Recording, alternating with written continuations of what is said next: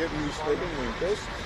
բնականաբար այդ ամեն ինչը կապված է ընտրությունների հետ եւ այս գործող վարչապետը դա բախի մթնոլորտում է գտնվում, որը մենք տեսնում ենք իր հիստերիկ պահվածքով։ Այսօր նույնպես ինչ-որ հիստերիկ հարցադրույցները տվել ես չեմ հասցրել նայել, բնականաբար նա իրավիճակը պատկերացնում է, նրա վարկանիշը գահավիժում է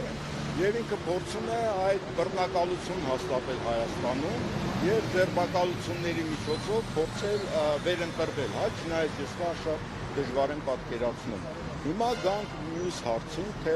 ազգային ժողովի գաղտնի լսումներից որ գաղտնիքները, պետական գաղտնիքներ։ Ուրեմն ներկա աշխարհում լուրեր կային, չէ՞, նյութեր կային, որ նույնիսկ Գերմանիայի վարչապետին են գաղտնալսում իր կաբինետում։ Ուրեմն այս աշխարհում որևէ մեկին գաղտնալսել, այն էլ Հայաստանում գաղտնիքներ հանել, որևէ խնդիր չի, այն էլ ազգային ժողովի լսումները, որտեղ 100-ից ավել մարդիկ են մասնակցում, որտեղ աշխատակազմը այդ ամբողջ փաստաթղթերին ծանոթ են եւ նաեւ դահլիճում հանրային լսումներ են կազմակերպում, լրագրողներ են այնտեղ լինում եւ ոչ թե 600,000, այլ $1000 ուղղակի պետքա որևէ պատահական մարդու տալ, որ այնտեղ ինչ-որ սարքեր դնի եւ գաղտնալսեն եւ 600,000 տալ ազգային ժողովում ինչ-որ գաղտնիքներ բացահայտելու համար, դա աբսուրդի ժանրից է եւ այդ աբսուրդը մենք ամեն օր բազմաթիվ անգամ տեսնում ենք, երբ որ այս գործող վարչապետը ելույթ է ունենում։ Բնականաբար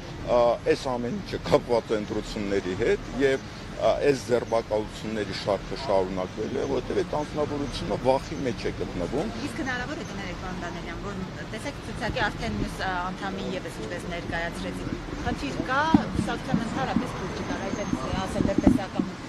գործակալները եւ կուսակցությունը չպետք է մասնակցի օրինակ ընտրություններին։ Այդ սցենարը հնարավոր է համարում։ Այդ սցենարը բնականաբար հնարավոր է, բայց ես կարծում եմ այս սցենարը պատրաստվում, ուրեմն տեսնելով, որ վերընտրվելու որևէ հնարավորություն չկա, ես կարծում եմ ինչ-որ կուսակցության մասնակցությունից զրկելը այնքան էլ գործուն մեխանիզմ չի։ Ես կարծում եմ իր հռետորաբանությունից ելնելով եւ նաեւ այն տեսանյութը, որ ինչ-որ Ղարաբաղցիները իրանց սպառնում են ընտրությունից առաջ, միջև այդ պարզ չես քանի տարիների ընթացքում ինչով են զբաղված, ինչու չեն սպառնում, ինքը ուզում է մի իրավիճակ ստեղծել եւ ես չեմ զարմանա, եթե ընտրությունների ժամանակ բախումներ կազմակերպվեն, կրակոցներ լինեն, գուցե զոհեր լինեն եւ դա իր համար հիմք կծառայի, որպեսզի ընտրությունները չեղարկի եւ հատուկ դրություն մտցնի։ Այլ տարբերակ նա ուղղակի չունի։ Այսինքն Նիկոլ Փաշինյանը հասկանում է, որ այս ընտրություններում հնարավոր է պարտվի եւ նման գործողությունների է գնում, թիրախավորելով կոնկրետ 3 հուշերի անձնավորությունների՝ Սամվել Կարապետյան, Գագիկ Ծառուկյան եւ Ռոբերտ Քոչարյան։ Ես կարծում եմ դա ոչ թե ենթադրություն է, այլ ամեն օր իր սեղանին դնում են իրական վարկանիշները, որտեղ ամենօրյա ռեժիմը սոցիոլոգիական հարցումներ են կատարվում եւ նաեւ տեղից ինֆորմացիաներ են գալի։ Եվ այդ ամենը հաշվի առնելով նա գիտի իրական վիճակը եւ գիտի, որ միակ տարբերակը նման եղանակներով ընտրությունները խաթարելն է, որտեղ արդար ընտրությունների միջոցով նա վերարտադրվել չի կարող եւ արդեն արդար ընտրությունների մասին արդեն իսկ խոսելը անիմաստ է, ինչի համար, որտեղ այն թիրախավորումները, այն ձերբակալությունները, այն սպառնալիքները կսատկեմ, ես ինչ կանեմ, ես կանեմ, կսատկացնեմ եւ այլն, հա, դա արդեն նշանակում է, որ այս ընտրությունները արդեն իսկ վախի մթնոլորտում են անցկացվում եւ սա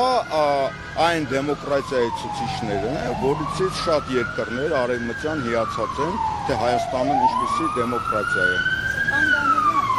Իրավիճակում հավաքական ընդդիմությունը ինչ քայլեր պետք է իրականացնի։ Շատ կարևոր հարց տվեցիք եւ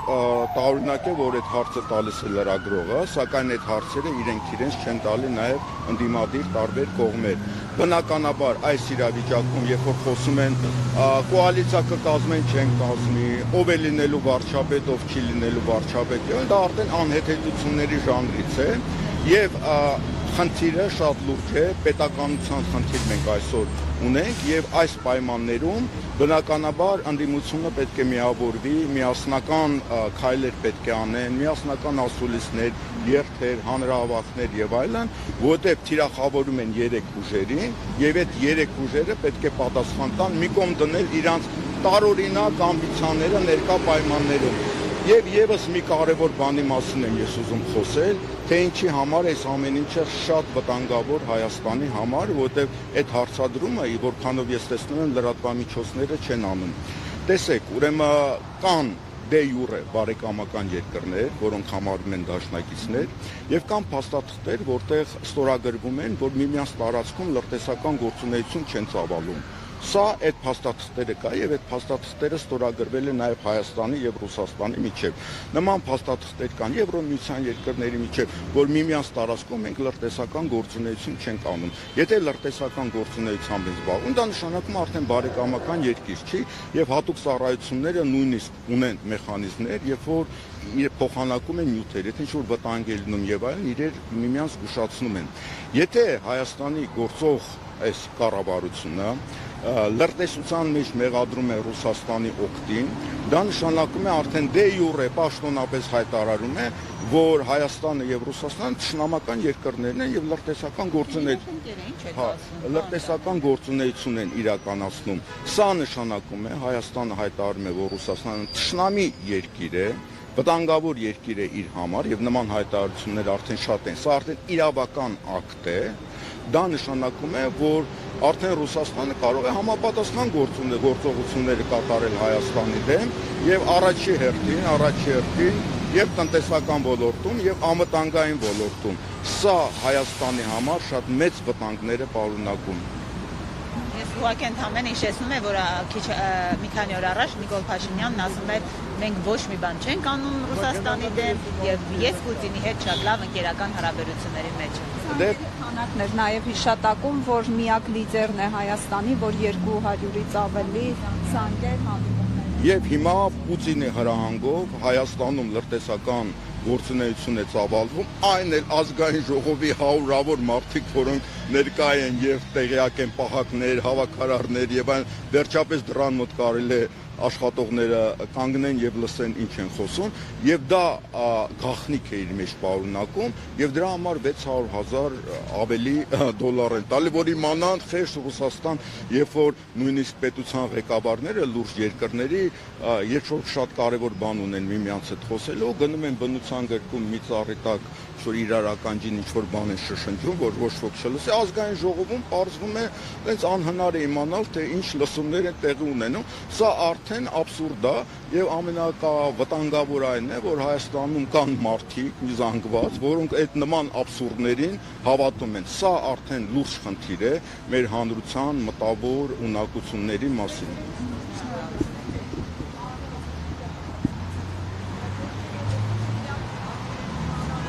Հարգելի